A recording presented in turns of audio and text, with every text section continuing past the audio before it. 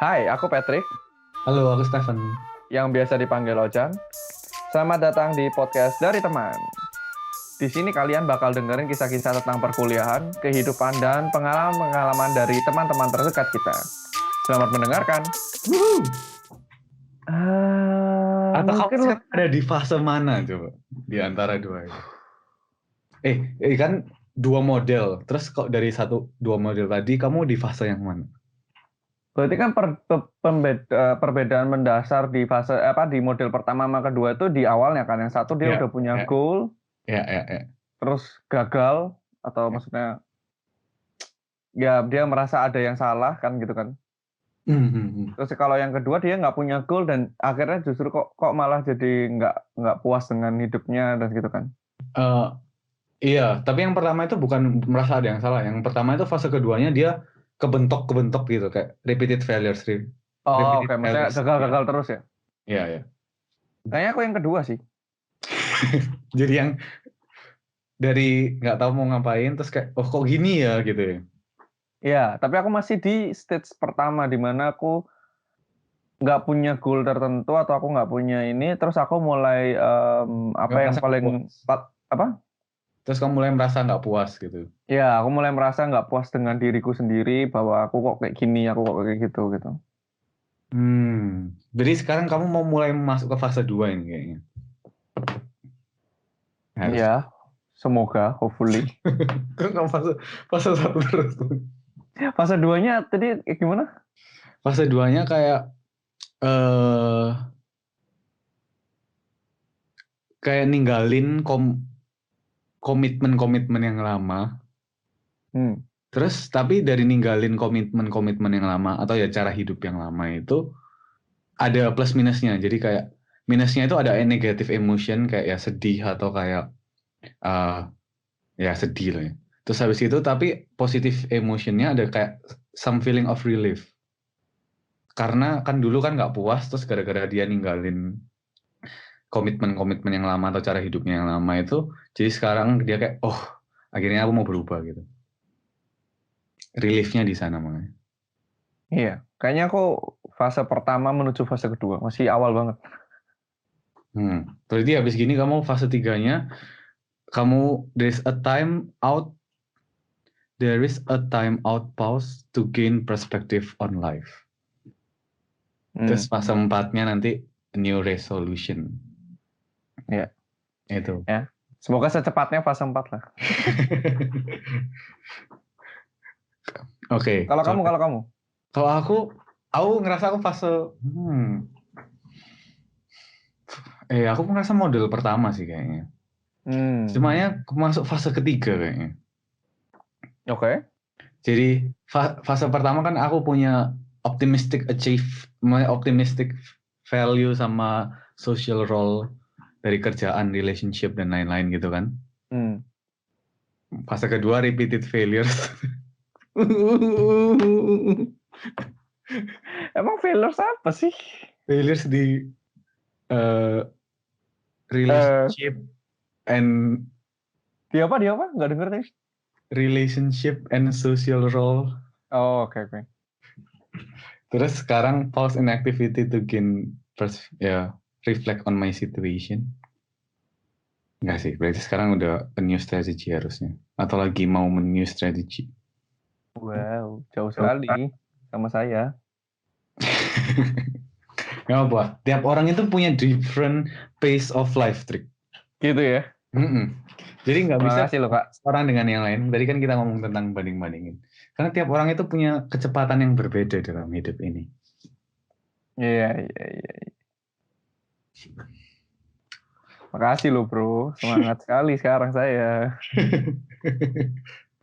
Ya itu sih dari paper yang satu yang aku pengen ngomong juga dari dua model yang ada itu. Oke. Nah, udah nih. Dari paper Anda sudah nih.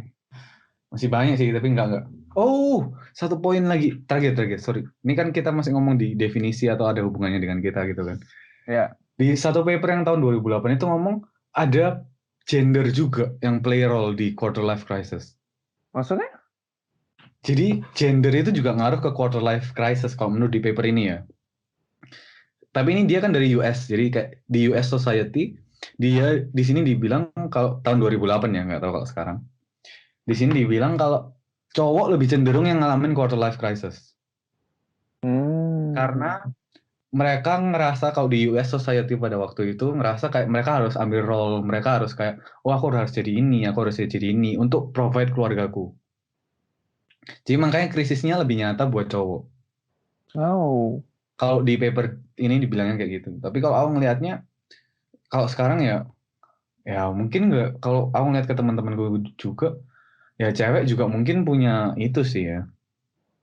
Karena kan cewek nggak selalu bergantung ke cowok juga kalau sekarang. Tapi mungkin cowok juga ada tekanan yang lebih besar karena ya mungkin itu gara-gara harus provide the family atau ngambil peran yang penting lah dalam keluarganya. Ada tekanan yang lebih gitu. Itu sih. Udah. Oke. Nah, sebenarnya punyamu lebih berbobot sepertinya. Yang 25, apakah kamu mengalami quarter life crisis?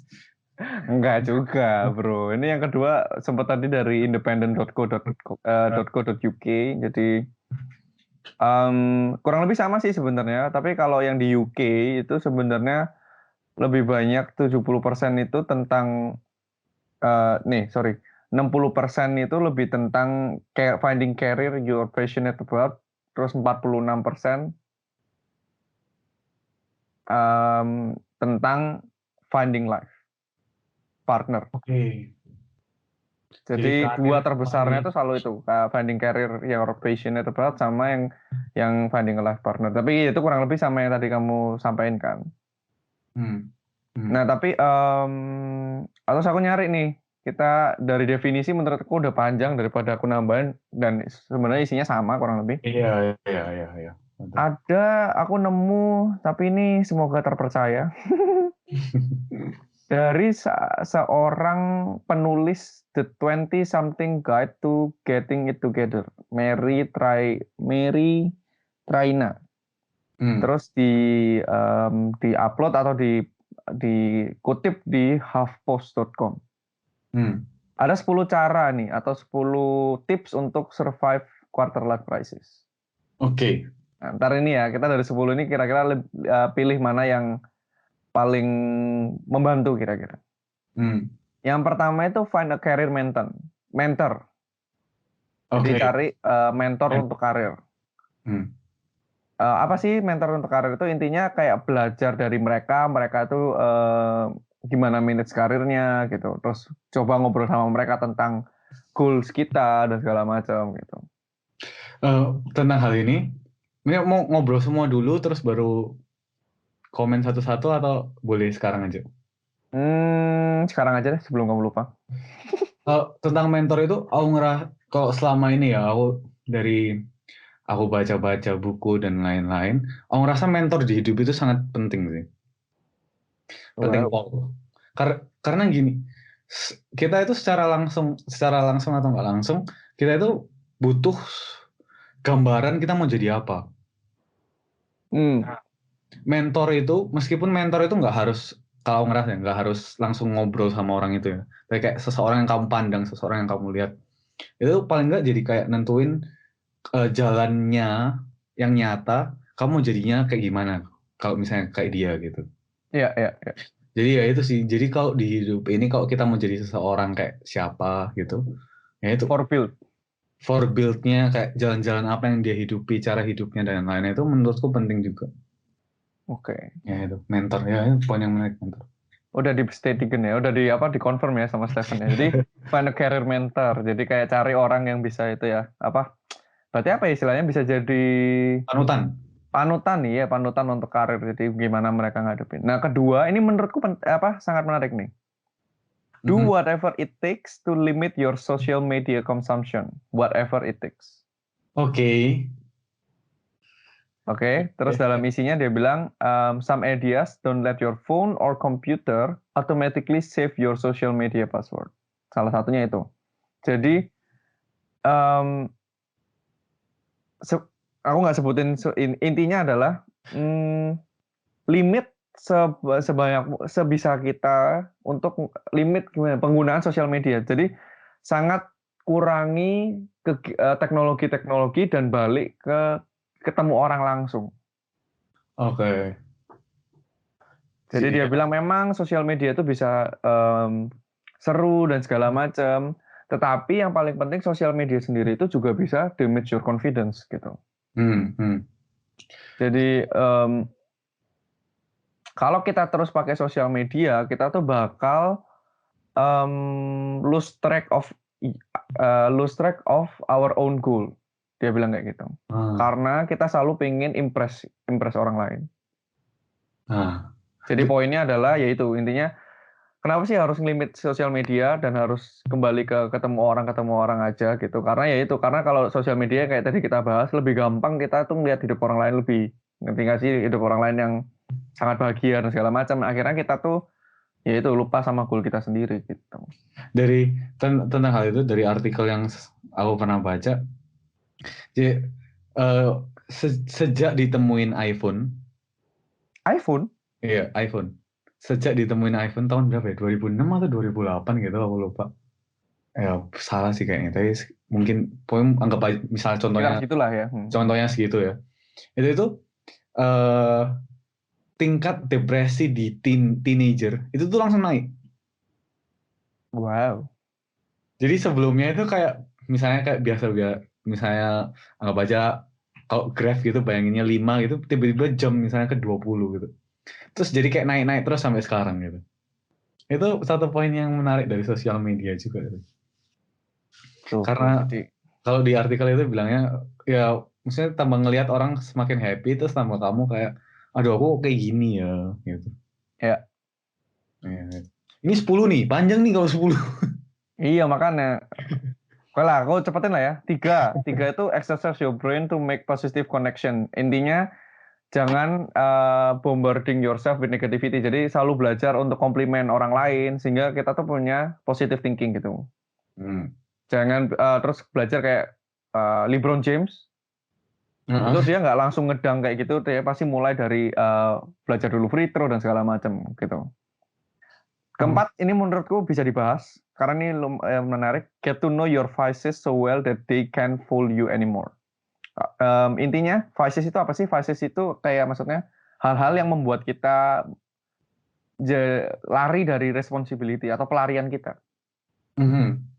Dia bilang some vices are obvious, kadang-kadang game, kadang-kadang rokok, kadang-kadang televisi, dia bilang gitu. Tapi ada yang lebih, kadang-kadang lebih tricky lagi. Dia bilang, contohnya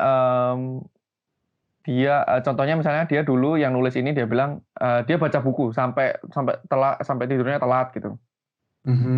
Tapi sebenarnya itu di pelarian dia aja dari responsibility dia. Kayak gitu. Nah itu penting. Terus kelima ini menurut aku kurang relevan mungkin kalau buat orang Indo. Don't waste time trying to attain the perfect beach body. Relevan sih. Lah banyak banget yang fitness itu. Iya, relevan. Maksudnya ya intinya itulah ya, jangan fokus sama beach body gitu sehingga pengen impress orang.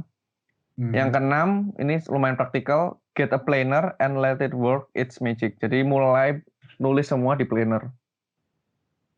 Mulai belajar nulis semuanya di planner tuh nggak cuma planner tuh bukan cuma ini ya, maksudnya kita mau ngapain aja, tapi di sini contohnya kayak kita mulai nulis bill atau pengeluaran kita mulai nulis kayak dari simple ya, atau toilet paper kita tuh udah tinggal berapa dan segala macam itu mulai ditulis dan segala macam. Yang ketujuh, don't allow breakups to become breakdowns. Ya, kalau ada yang putus atau apa, jangan terlalu sedih dan yang paling penting, meskipun kita akan nyalahin orang lain pada awalnya, pasangan kita atau mantan kita, dia bilang di sini pasti amende atau pada akhirnya kita juga akan menyalahkan kita sendiri di deep down gitu. Jadi jangan pernah engage di blame game. Jadi ya itulah intinya, kalau bahasa Indonesia gimana ya? Maksudnya Kalau putus pokoknya jangan sampai kita masuk di pemikiran yang salah dia, salah aku gitu. Tapi yang penting ya move on gitu cepet gitu. Don't take your friends for granted. Jadi intinya punya pertemanan yang rekat lah gitu. Ke-9, make a 5-year plan, but don't etch it in stone. Aduh, pokoknya intinya bikin nih rencana 5 tahun, tetapi jangan terlalu kaku sama planningnya gitu nggak? Oke. Tetap bikin, tetapi tetap inilah, maksudnya jangan sampai harus seperti itu gitu. Nah yang paling terakhir paling penting don't be so hard on yourself. Jadi jangan terlalu harsh atau jangan terlalu kasar sama diri sendiri, jangan terlalu keras, jangan terlalu ya menghina diri sendiri gitu, kayak gitu. Itu jadi how to handle with quarter life crisis ya. Yoi. Dari paper yang aku baca, jadi kayak gantian. Dan punya aku jadi kehilangan value-nya setelah dengarnya. Di sini kayaknya udah aku nggak mau siapin lagi nih. Tapi yang paper yang satu ini kan dari jurnal coaching psychologist gitu kan. Ya. Jadi kayak mereka kasih stage, ada 6 stage gitu tentang gimana nge-coach orang-orang yang lagi ngadepin quarter life crisis gitu. Oh. Jadi dari stage itu ada 6. Pertama, taking stock. Jadi ini apa maksudnya taking stock? Ngelihat diri lagi. Jadi kayak tanyain, kan ini ceritanya coaching ya. Jadi tanyain ke orang itu apa yang menjadi masalah, apa yang menjadi isu, apa yang menjadi identitasnya dia sekarang. Terus setelah itu, setelah stage pertama taking stock, kedua expectation. Evaluasi lagi ekspektasi. Jadi kan yang sebelumnya kan evaluasi tentang keadaan, yang kedua itu evaluasi tentang ekspektasi-ekspektasi yang ada tentang keluarga, teman, society, sama karir. Apakah itu terlalu tinggi? Apakah itu udah oke gitu? Yang ketiga self awareness, ngelihat diri lagi. Apa sih sebenarnya aku kuat di mana, aku kurang di mana? Apa yang menjadi talentku, apa yang menjadi skillku? Jadi 3 state pertama itu tentang evaluasi, terus 3 state kedepannya tentang future, yang state keempat tentang future. Jadi kayak buat a positive dan compelling future. Terus kelima, berubah. Jadi mulai apply dari yang sebelum-sebelumnya udah di re-evaluate. Atau setelah kan yang sebelumnya kan udah bikin suatu goal. Yang future itu udah bikin suatu goal gitu. Yang kelima mulai berubah. Terus yang state terakhirnya itu update. Jadi ya, kan ceritanya coaching. Jadi kayak si coachnya ini update tentang gimana goalnya udah dijalanin gitu. Sebenarnya tapi ini klasik banget sih rasanya dari paper ini. Tapi mungkin lebih terstruktur gitu loh ya, jadi orang lebih nyadar gitu. Ya kadang-kadang hal-hal yang kita pikir obvious, ngerti nggak sih? Nggak. Iya, betul. Justru nggak kepikir atau gimana ya? Meskipun tema ini pun itu kan obvious kan sebenarnya. Iya. Ketika ngebaca gitu kayak, oh iya ya, maksudnya mungkin ada hal-hal yang kayak kita kira kita udah ngerti, kita udah tahu, tapi ternyata tidak setahu itu. Kalau aku cuman fasen dari yang aku rangkum di sini 6 hal ini. Jadi yang 3 stage pertama reevaluasi tentang diri, kedua reevaluasi ekspektasi, ketiga reevaluasi tentang skill-skill atau talent yang aku punya. Yang pertama dari keadaannya. Terus keempat bikin goal future, kelima mulai berubah, keenam update gimana apa perubahan dari future ini. Ya. Oh, menarik ya. Ya. Menurut aku yang tentang update itu penting. Mungkin ini coaching ke orang lain ya, tapi mungkin kalau coaching ke diri sendiri nggak tahu bisa nggak. Tapi tentang update gitu, ada juga yang satu pernyataan dari senior kita, King di Berlin. Waktu itu ingat menarik karena gini, kadang-kadang kita update tuh bukan kadang-kadang, sebenarnya update tuh perlu ditulis. Oke. Karena kalau nggak pernah ditulis itu Lupa ya? kita bukan cuma lupa, jadi kadang-kadang ngeri nggak sih nggak fokus sama yang mau kita jalani gitu loh. Karena Hmm. kita nggak bisa keep track kita udah sejauh mana kayak gitu. Iya, betul. Iya, Yang betul. menurut aku itu ada benernya sih. Iya, iya, betul. So, So, dari bahas ini ya, Drik, hmm, aku jadi mikir mungkin umur-umur kita itu secara nggak langsung ketika kan kita ada di fase-fase kayak quarter life crisis itu kayak transisi kan untuk cari jadi bukan jadi diri sih untuk cari jalan hidup lah aku ngerasa. ya, Jadi jalan hidup yang kita pilih bakal jalan hidup yang kita jalani sisa hidup kita kan.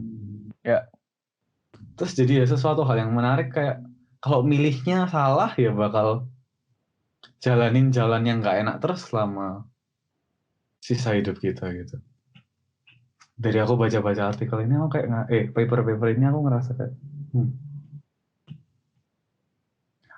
hal yang menarik. tapi aku justru juga dapat poin kadang-kadang yang membuat kita punya quarter life crisis itu justru karena salah satu pemikiran tentang masa depan dan ekspektasi yang terlalu tinggi tentang masa depan gitu, ngerti gak sih? Hmm, hmm. Jadi kayak yang kamu tadi sebutin itu benar, tapi kita juga harus hati-hati karena justru kadang-kadang itu yang bikin kita takut akhirnya, ngerti nggak sih? Ini Hmm. kalau sampai salah, Ya, kayak gimana? Terus pressure-nya jadi jadinya, lebih gede gitu ya. iya, iya, iya. Tapi nggak, maksudnya, tapi tetap pasti itu harus dipikirin gitu. Karena emang 25 sampai 30 seperti yang tadi aku pernah sampaikan di depan gitu. Karena sebenarnya 25 sampai 30 itu adalah dimana kita responsibility kita nggak sebesar itu. Karena mungkin belum nikah. Kalau aku coba baca tadi. Karena belum ada pernikahan atau mungkin kalau belum berkeluarga yang terlalu gede. Dan kita masih dalam mental state atau physical state yang lumayan tinggi gitu loh. Hmm. Jadi lumayan tricky-nya di situ. Ketika kita terlalu fokus, jadinya juga quarter life crisis. Iya. Tapi, Stop comparing sih. Tapi ya itu tadi susah juga.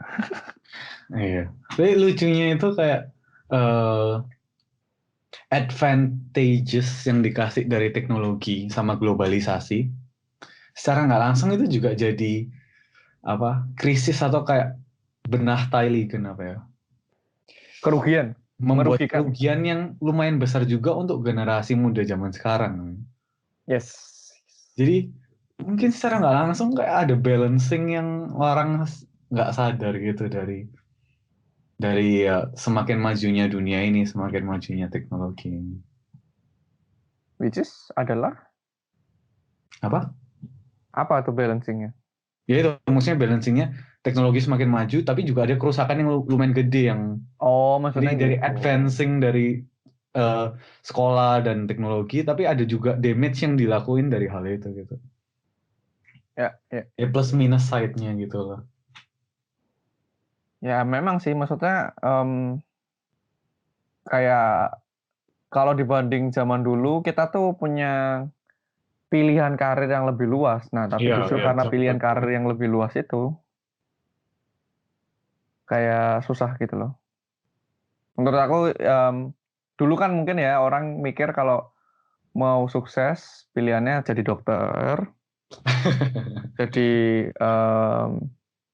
pengacara katakan, atau saya Artis. jadi engineer, sarjana kalau apa Apa? zaman dulu. Insinyur, sorry kalau zamannya papa mama kita. Iya. Sekarang kan enggak, mau jadi YouTuber bisa, mau jadi apa bisa, jadi ini bisa, itu bisa. Dan Betul. semua bisa sukses, makanya itu jadi makin stres mungkin atau makin pusing. Tips and trick terakhir lah. Kalau dari kita kayak gimana? Atau Tips and trick juga ya tips and trick atau gimana dari kita? Kalau dari kamu gimana? dari aku yang masih juga quarter life crisis. Iya. Tips and trick mungkin yang paling penting dari segala pembicaraan ini ya menurut aku, em, punya value yang kita pegang secara pribadi dan bukan karena orang lain. Mhm. itu penting. Maksudnya gini, ketika kita memvalue sesuatu itu karena kita tahu itu yang paling berharga, fokus sama itu. Atau misalnya contohnya goal dan segala macam, fokus sama itu. Jangan, misalnya orang lain sukses nih, dia punya uang banyak, karir banyak segala macam. Jangan sampai kita jadinya value kita itu, gua atau aku pengen jadi kayak dia. Ikut-ikutan gitu ya. Ya, aku pengen punya kekayaan yang kayak dia. Menurut aku itu bakal sangat kita jadi gampang terombang-ambing sih. Karena kalau ntar lihat ada orang lain yang lebih sukses, ganti lagi value-nya di dia, ngerti nggak? Lalu punya pegang apa sih yang kita mau raih atau apa yang paling kita anggap berharga secara pribadi gitu. Ya terinspirasi dari orang lain dengan ngikutin orang lain itu beda, ngerti nggak sih? Iya. Terinspirasi boleh, tapi jangan sampai pengen jadi kayak dia, terus ntar ada lagi pengen jadi kayak dia, pengen seperti itu, pengen seperti ini, ngerti nggak? Mungkin itu ya, karena itu sendiri aku masih susah gitu. Tapi mungkin kalau aku udah dapet itu goals yang aku mau sendiri atau value yang aku sangat ini sendiri ya, dan aku setia sama value itu, harusnya sih terlewati. Nggak tahu. Kalau kamu? Kalau dari aku, kalau kamu ngomongin tentang value sama apa tadi kamu bilang? Apa yang kamu ya value? Goal. Ya cool. Aku ngerasa cari juga. Kalau dari aku ngeliat, dari aku yang juga mengalami quarter life crisis gitu, cari value atau goal yang paling berharga, paling apa ya, paling worth it gitu, paling berjangka lama gitu aku ngeliatnya. Soalnya aku misalnya kalau lihat dari value, misalnya cari sukses uang atau sukses di dunia ini gitu, itu bakal berakhir. Ada endnya. Kamu mau sekaya sampai orang terkaya di dunia ini pun sama orang termiskin di dunia ini, endnya sama nih. Mati gitu kayak. Ya nggak, dua-duanya nggak akan bawa itu juga gitu. Jadi ya cari value atau kayak goal yang lebih everlasting gitu, atau punya value kekekalan itu. Terus karena ya kalau dari aku, karena itu jauh lebih berharga dan jauh lebih worth it daripada di dunia ini. Kalau kita belajar mata gitu kan 70 tahun dibanding infinity kan nol value. Jauh. Ya kan 70 per infinity. Terus yang kedua mungkin kayak sebagai pengikut Kristus ya, sebagai kalau misalnya orang Kristen gitu, ada janji juga yang Tuhan kasih gitu sih. Kalau kita ngikut Kristus, kalau aku ngerasa aku sebagai pengikut Kristus, emang ada ngalami krisis ini gitu. Tapi ada kayak secara nggak langsung apa yang membuat aku damai itu, aku tahu kalau Tuhan pimpin aku. Terlepas dari krisis ini itu gimana, kayak dia pasti mimpin pegang jalanku dan dia pasti apa ya, pasti bawa ke tujuan yang dia mau lah. Jadi itu yang juga jadi mungkin kalau yang dengerin juga sebagai pengikut Kristus, itu juga janji yang Tuhan kasih gitu sih. Mantap. Ada lagi. Belum. Oh, ada lagi. Terus yang itu kan tips gitu kan, atau ya tips ke diri aku juga. Yang buat aku pemikiranku yang dari tema ini tuh, aku seakan-akan ngerasa kan lagi ada di krisis gitu kan. Tapi dari paper-paper ini atau dari coaching tadi itu seakan-akan memberikan harapan bahwa ada endnya. Atau bakal krisis ini tuh akan berakhir gitu. Tapi kalau udah mikirnya, kalau orang yang ngalami krisis terus kan belum tentu, kayak seakan-akan memberi harapan yang belum tentu ada gitu sih yang ngerasa. Atau? Karena sebenarnya ada quarter life crisis, ada mid life crisis, ada late life crisis sih sebenarnya. Nah, ya kan ada krisis-krisis yang terus, ya itu sih mungkin mikir yang aku kayak di hidup ini selalu ada krisis-krisis terus. Ya. Ya itu sih. Jadi maksudnya karena ada krisis itu, saya apa? Ini kan belum selesai Pak. Karena ini tidak pernah berakhir krisis, maka apa ya? Mungkin kamu ngerasa di dunia ini nggak ada sesuatu hal yang ngejanjiin rest itu sih, atau kayak istirahat itu. Kayak aku SD mau beristirahat aku ngerasa, kalau SMP aku selesai gitu. SMP masuk, aku ngerasa, nanti kalau SMA itu pasti seru. SMA aku ngerasa habis kuliah nanti pasti Happy. lebih enak lah. Waktu masuk kuliah nanti kerja pasti lebih enak.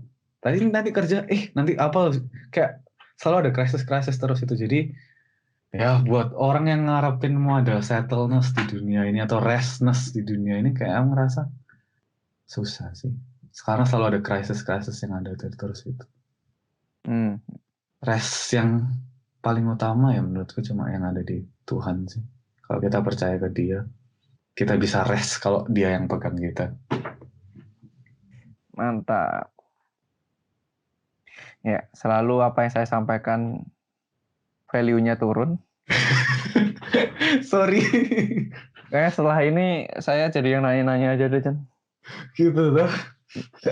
Enggak. Oke, Tapi mantap lah. Kayak ada value-nya yang kamu nambah, kamu tutup dengan pantun, Patrick.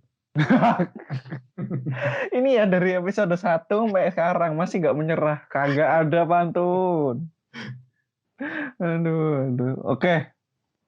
Jadi sekian sepertinya, ya kan? Sekian pembicaraan kita tentang quarter life crisis.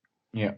Buat kalian yang dengerin, misalnya kalian juga lagi quarter life crisis, jangan lupa kalian nggak sendirian, cari teman, cari mentor. Juga buat yang percaya Tuhan, selalu andalin Tuhan juga dalam segala hidup kalian. Dan paling penting, jangan pernah nyerah sama hidup ini. Krisis selalu ada, tetapi kalau kalian nggak pernah nyerah, harusnya kalian pasti bisa menjalani hidup selanjutnya. Terus buat kalian yang mau share-share tentang quarter life crisis, bisa mention ke Instagram kita. Kalian promosi, Jan. Podcast dari teman, bisa share di situ, dan kita tunggu cerita-cerita kalian. Bisa kontak-kontak kita juga kalau misalnya mau tanya-tanya, atau bisa mau share tentang krisis kalian, tanya-tanya saran. Mantap. Karena siapa tahu kita juga punya krisis yang sama ya, Jan. Betul. Terus kita bingung bersama. Iya, ya udah bingung aja. Kita bisa doain. Oke, sekian, dadah. Bye.